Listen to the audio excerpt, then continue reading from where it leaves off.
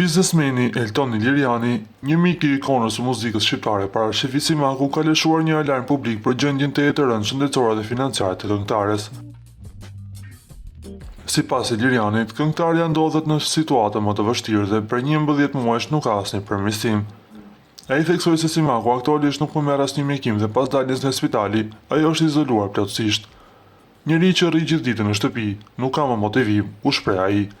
Iliriani deklaroi se këngëtarja mendon se inteligjenca artificiale e ndau dhe ndon se është e divorcuar nuk e pranon, në fakt, si dhe djali nuk e takon.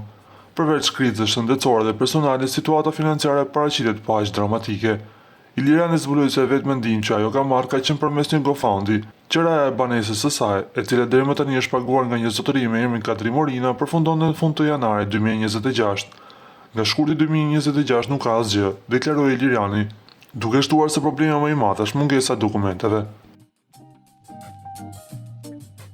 Gjithashtu ai pohoi se ndihma e tij ka qenë maksimale duke përfshirë organizimin e emisioneve dhe gjetjen e njerëzve që i kanë ofruar shtëpi në Shqipëri, por tashmë situata kërkon ndërhyrje shtetërore.